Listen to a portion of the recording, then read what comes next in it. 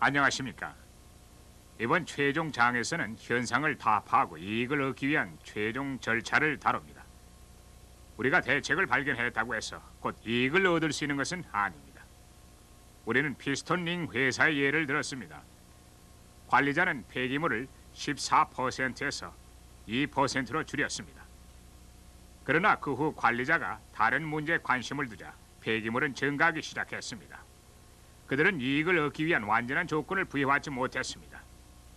이익을 얻기 위해서 우리는 관리 과정을 이용하는데 이 관리 과정은 우리의 실질적인 성과를 평가하고 이 실질적인 성과를 목표 또는 기준과 비교하며 관리에서 벗어나는 경우 시정 조치를 취하는 계속적인 과정입니다.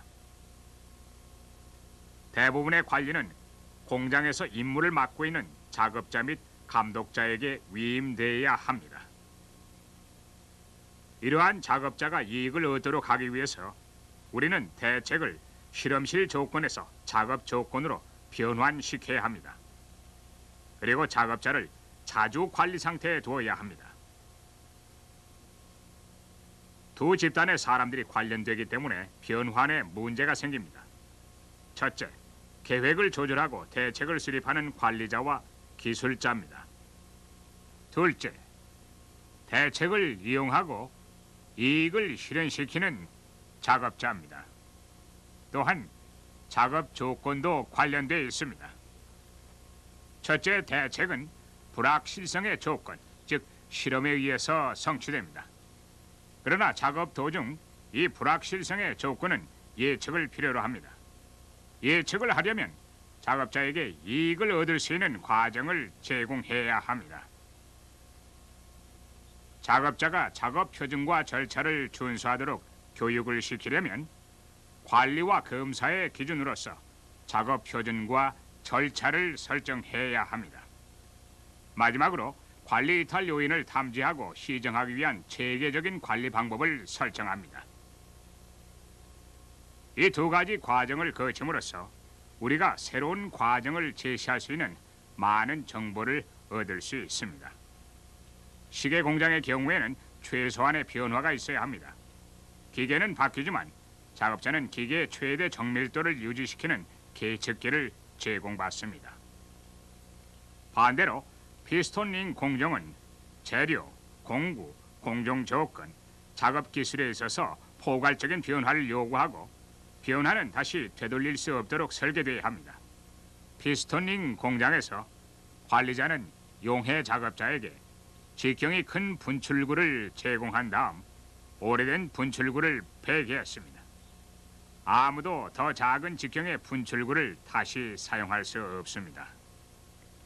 반대로 관리자는 부어지는 금속의 무게를 측정하기 위한 저울을 용해 작업자에게 제공했습니다. 용해 작업자는 얼마 되지 않아서 저울의 사용을 중지하고 눈과 느낌으로서 다시 평가를 하려고 할 것입니다. 이러한 문제는 대책이 두 단계에서 검사되지 않는 한 계획은 달성될 수 없습니다. 여기서 두 단계란 계획 위반 중의 실험실 조건과 작업 조건을 가리킵니다. 작업자들은 이들 두 가지 과정, 즉 이러한 모든 회의와 논의에 전적으로 참여하지 못했습니다. 그러나 작업자가 그런 지식들을 전수한다면 이익을 얻을 확률은 더 높아질 것입니다. 한 가지 전수 방법은 새로운 작업 표준과 절차를 마련하는 것입니다. 일단 준비가 되면 이것들은 작업자의 교육과 관리 체계 확립 및 검사의 기준으로 이용될 수 있습니다. 대개 중심이 되는 기술, 투입 재료, 공구, 도구 및 공정 설치에 관한 절차들은 명확합니다. 미적인 품질, 설비 유지 보수 및 작업자의 기술에 대해서는 이 절차들은 모호한 면이 있습니다. 정상적인 과정에서 이러한 단점들로 인해서 이익을 얻으려 할 경우 실패로 끝나고 맙니다. 변화에 대해서 작업자에게 교육을 시킴으로써 이익을 볼 수 있습니다. 어느 것이 충족시켜야 할 새로운 기준인가? 작업자에 대해서 어떤 판단과 조처가 요구되는가? 새로운 기술을 어떻게 사용하며 어떤 기술로 최상의 결과를 얻을 수 있는가? 누가 이러한 결정을 내리고 조처를 취하는 데 책임이 있는가? 명시된 기준과 절차를 벗어나면 그 결과는 어떻게 되는가? 이러한 교육 도중에 두 가지 과정을 통해서 내부 사정을 밝혀야 합니다. 시계 공장에서 공정 능력에 대한 원래 연구가 모든 주요 작업자들에게 밝혀지고 설명됐습니다. 피스톤링 회사에서 평로 담당원은 자신의 기술이 용해 작업의 일부이기 때문에 몇 가지 교육을 받도록 되어 있었습니다. 작업자에게 전달을 잘 하는 것만으로는 이익을 얻는데 충분치 않습니다. 시간이 경과함에 따라서 좋은 성과를 유지하는데 많은 위협이 발생합니다. 설비는 낡고 투입 재료는 부족하며 작업자는 실수를 하게 됩니다. 작업자에게 교육한 후 관리자가 회사를 그만두지는 않기 때문에 관리자들은 이익을 얻기 위한 체계적인 수단, 즉 관리를 제공합니다. 관리의 주제는 상당히 광범위합니다. 우리는 실행과 관리 시간에 기초를 두고 이 문제를 분류해 보기로 합시다. 즉, 작업 전, 작업 도중 및 작업 후의 관리입니다. 이 주제에 대한 우리의 두 번째 분류는 누가 결정적인 조치를 취하는가입니다. 대책 마련을 위한 과정에서 우리는 작업 전에 통제를 설정하는 많은 방법들을 보았습니다. 예를 들면 조기 경보 시스템, 품질 관리 시스템, 체계 분석 및 폴프루핑 등과 같은 것입니다. 이것들을 검토할 필요는 없습니다. 대신 작업 도중 관리를 위한 시스템을 살펴보기로 합시다. 작업 도중의 관리는 피드백 루프를 통해서 이루어집니다. 이것은 순환 활동이며 실적에 대한 평가로 이루어집니다. 실제 결과를 기준과 비교합니다. 그리고 그 차이에 대한 조처를 취합니다. 이러한 활동은 상호 연관되어 있으며 여기에 피드백 루프의 모델이 있는 것입니다. 피드백 루프는 몇 개의 요소로 이루어집니다. 이 경우의 기준은 품질 면제입니다. 실적을 평가하는 센서는 검사자입니다. 실적을 기준과 비교하는 대조자는 품질 보고서입니다. 미리 정해진 허용 오차의 기준보다 실제로 더 많은 차이가 있는 경우 루프는 폐쇄됩니다. 이와 같은 경우 이러한 인자들의 조치를 취합니다. 이 인자들은 경영자, 관리자 및 기술자입니다. 피드백 루프의 설계는 루프가 폐쇄되는 방법에 주로 의존합니다. 즉, 누가 또는 무엇이 그 차이에 대한 조치를 취하느냐 하는 것입니다. 자동화된 루프, 즉 서버 메커니즘에 대해서 논의해 봅시다. 하나의 예가 판재의 두께를 제어하기 위한 서버 메커니즘입니다. 센서는 베타선 게이지입니다. 이것은 나오는 판재의 두께를 구역별로 측정합니다. 여타 구역의 두께가 허용 오차를 넘으면 회로에 전기가 흐릅니다. 그리고 그 구역에 대한 공정 온도를 정정해서 시정 조치를 취하게 됩니다. 일단 자동화된 루프가 설치되면 실수는 없습니다. 여기서 실수란 부주의나 기술 부족을 가리킵니다. 그러나 인간의 개입은 여전히 필요합니다. 공식적인 유지 보수 계획을 세워서 그대로 실시해야 합니다. 대부분의 작업 도중의 관리는 작업자에 의해서 수행됩니다. 예를 들면 그것은 관리 장치의 일종인 검증 장치의 설치입니다. 공정의 가동 도중 일괄 작업이 이루어지기 전에 저 몇 개의 제품의 사양에 대한 적합성을 검사합니다. 이러한 검증 장치는 기술자, 생산 작업자, 그리고 검사자의 조합으로서 이루어집니다. 작업자에 의해서 수행되는 대부분의 관리는 공정관리 또는 운영관리입니다. 그 목적은 공정이 계속 가동될 것인가 또는 정지해야 할 것인가를 결정하기 위한 것입니다. 이것은 연속 공정의 필수 부분입니다. 공정관리 도중에 작업자는 피드백 루프 내에서 몇 가지 작업을 할 수 있습니다. 작업자는 생산되고 있는 제품의 실제 품질을 평가하는 말단 조직원으로 일할 수 있습니다. 대조자로서 그는 실질적인 품질을 규격과 비교합니다. 검사자로서 그는 공정을 제어하고 일치시킵니다. 이제 누가 품질에 대한 책임을 져야 하는가에 대한 혼동에 대해서 상기해 봅시다. 우리는 전장에서 그 혼동에 대해서 조사했습니다. 우리가 결정 및 조치라는 관점에서 이 문제를 다시 거론하기 전에는 아무도 책임이 없다는 것을 알았습니다. 이들 결정 및 조치는 피드백 루프의 특정 기능에 해당됩니다. 초기에 우리는 실제 품질이 기준과는 다른 수많은 경우를 보았었습니다. 필수적인 몇몇을 제외하고 관리자들은 이러한 수많은 경우에 관련되지 않을 수 없었습니까? 관리자가 할 수 있는 일은 결정을 내리기 위한 규정을 설정하는 것입니다. 즉, 책임에 대해서 누가 조치를 취해야 하는가에 대한 규정입니다. 그리고 어떤 조건, 절차로 어떤 조치가 취해져야 하는가에 대한 결정을 내리는 데 대한 기준입니다.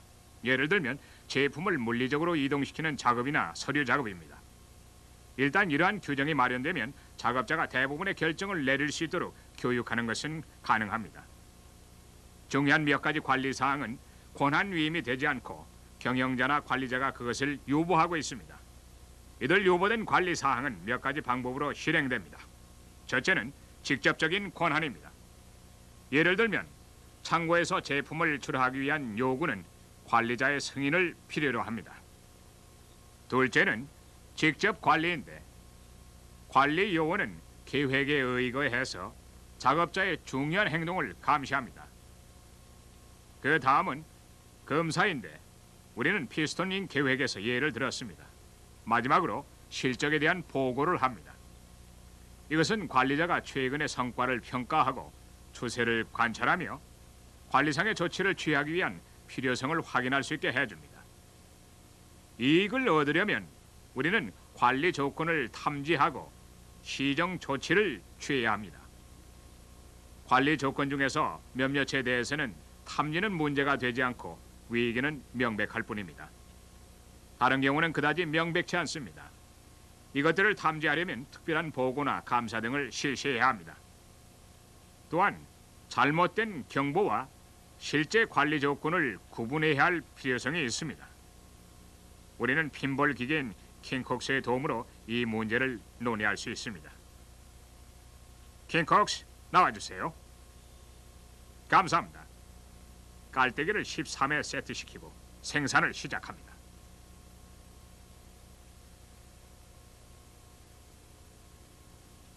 그 다음 관리를 하기 위해서 우리는 시간당 4개의 단위로 검사를 시작합니다. 여기 첫 번째는 13, 13, 13, 14가 있습니다.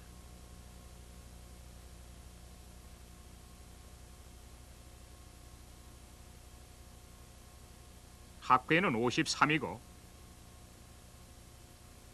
평균은 13.2입니다.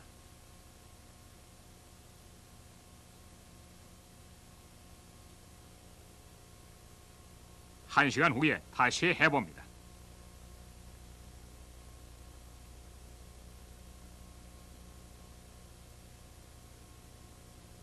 (10), (11), (11) 그리고 (12)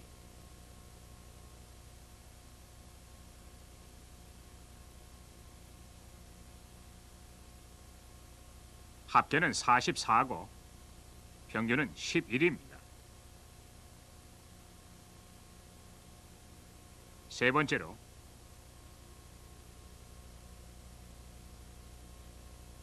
(10), (11), (11), (13)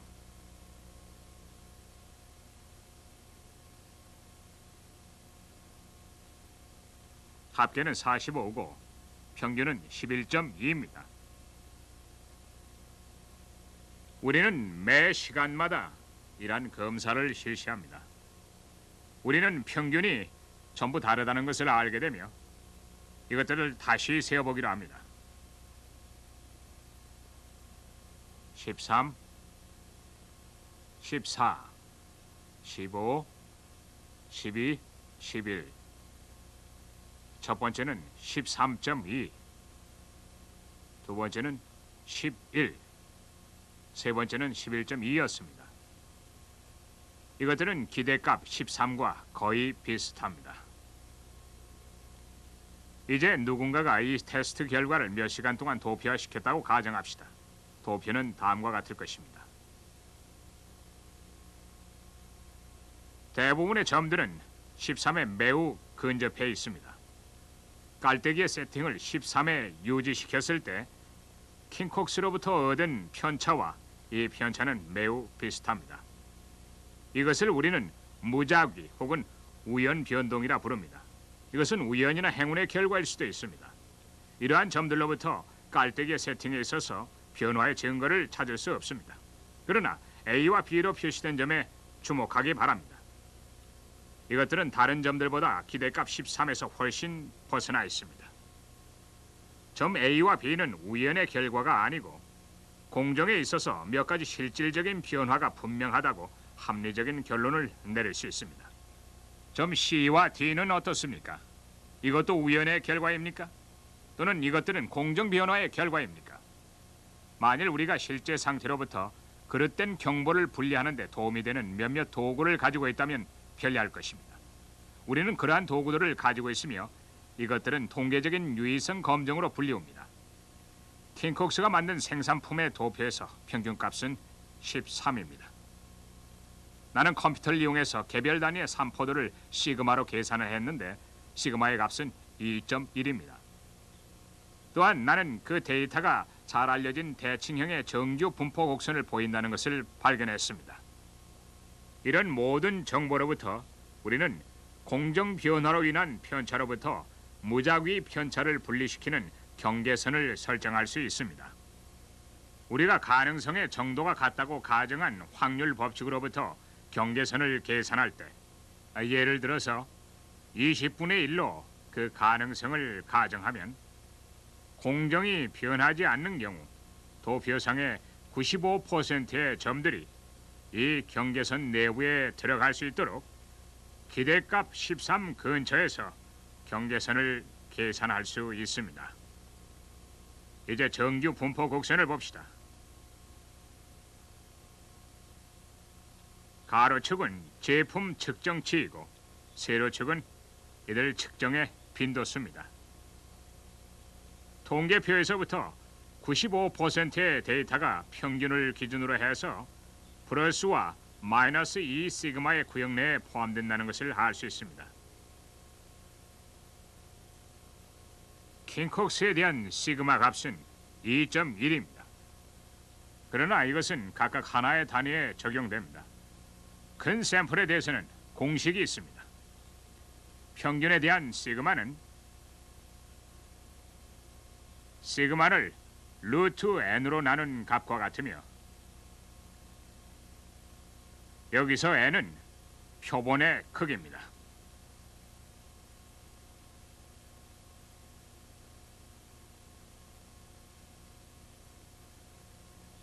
네 개의 표본에 대해서 평균에 대한 시그마는 1.05이므로 이 시그마는 2.1입니다.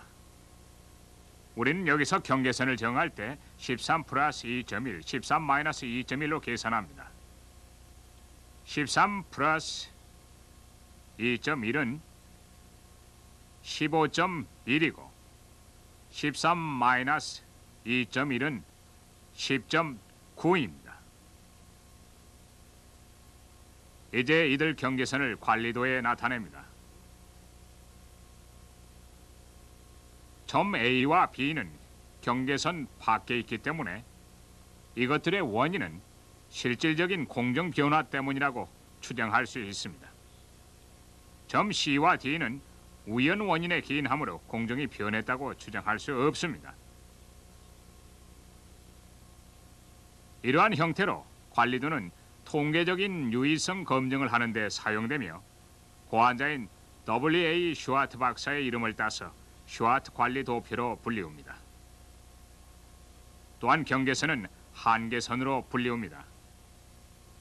킹콕스는 역시 우리에게 가장 큰 도움이 됩니다. 몇몇 역효과를 미치는 변화가 생긴 후에 우리가 이익을 잃었다는 것을 일단 알게 되면 우리는 이 상태를 변화시키기 위한 절차를 밟을 수 있습니다. 우리는 이것을 문제 해결, 해결 조치, 시정 조치 등으로 부를 수 있습니다. 문제 해결은 만성적인 문제보다는 산발적인 문제에 잘 들어맞는 진단과 처방입니다. 성공적인 문제 해결을 하기 위해서 우린 진단과 처방이란 두 과정을 거쳐야 합니다. 그러나 이들은 산발적인 방법보다 단순합니다. 문제 해결에 있어서 진단 과정의 목적은 역효과를 가져오는 변화에 대한 문제에 답하는 것입니다. 그 다음 처방 과정의 목적은 역효과를 가져오는 변화를 제거하고 원래 상태로 복구시키는 것입니다. 문제 해결에 있어서 진단을 위한 기법은 실질적으로 우리가 이전의 장에서 연구한 기법과 같습니다. 문제 해결자는 이러한 진단 기법에 대한 교육을 받아야 합니다. 무엇이 역효과를 가져오는 변화인가에 대한 문제에 답하기 위해서 문제 해결은 강조에 있어서의 변화를 포함해야 하고 우리는 발생한 변화를 진단하고 이들 변화 중 어느 것이 피해를 끼쳤는가 발견하기 위해서 주의를 집중해야 합니다. 처방 과정에도 강조의 변화가 있습니다. 문제 해결에 있어서 보통의 처방은 이전의 방식으로 돌아가는 것입니다. 여기에는 최소의 창조성과 최소의 문화적 저항이 연루됩니다. 그러나 몇 가지 기본적인 변화를 일으켜서 우리는 산발적인 문제가 반복해서 발생하는 것을 피하기 위한 방법에 관심을 두어야 합니다. 이러한 기본적인 변화는 연관된 독창성과 문화적 저항을 수반한 일종의 만성적인 문제 진단과 대책을 포함합니다. 이제 우리는 본 시리즈의 후반부에 와 있습니다. 따라서 두 가지 요약을 하기로 합니다. 첫째는 본 장에 대한 요점들이고 두 번째는 우리가 같이 진행해온 과정을 되돌아보는 것입니다.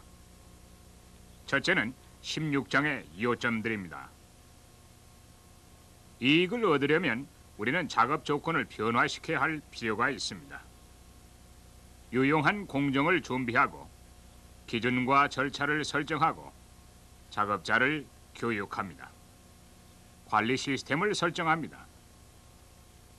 관리는 취소할 수 없는 변화를 만들거나 풀프루핑을 통해서 작업에 앞서서 이루어져야 합니다.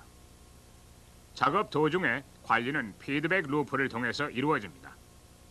피드백 루프는 자동화된 공정, 작업자, 관리자 또는 경영자에 의해서 폐쇄될 수 있습니다.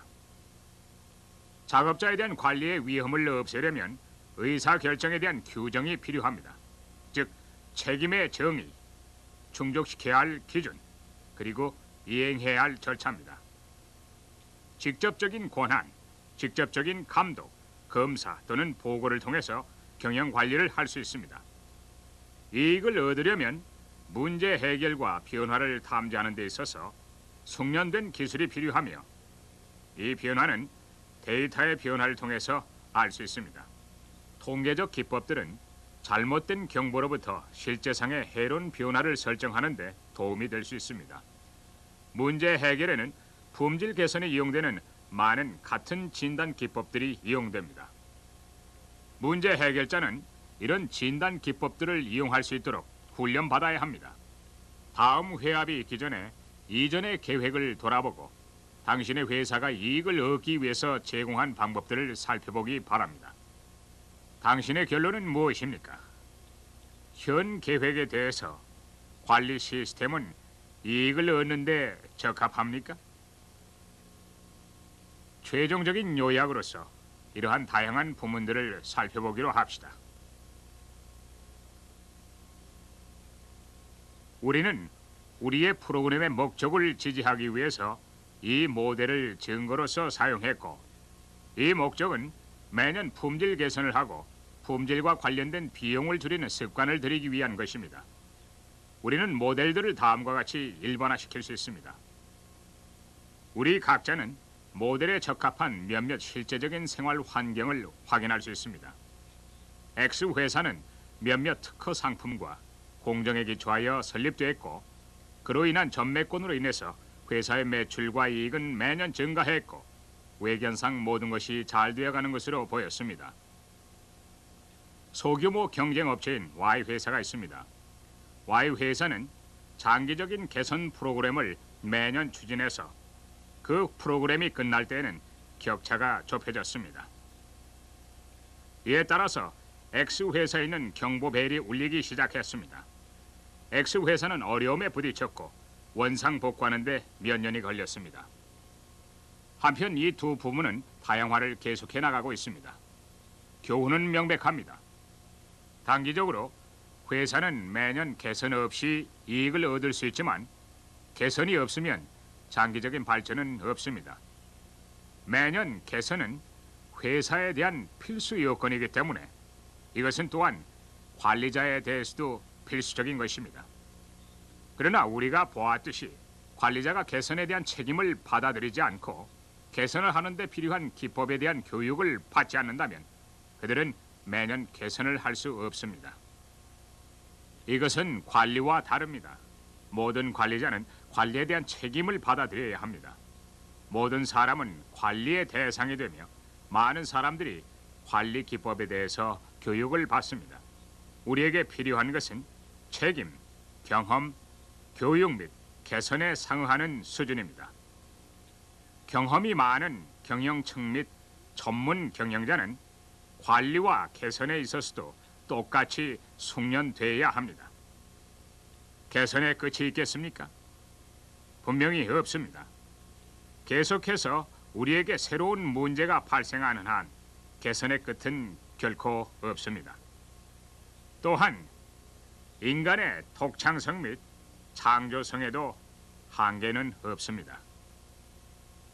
일단 우리가 매년 개선이라는 습관에 익숙해지면 그 습관을 실행에 옮기는 기회를 반드시 갖게 되리라 확신합니다.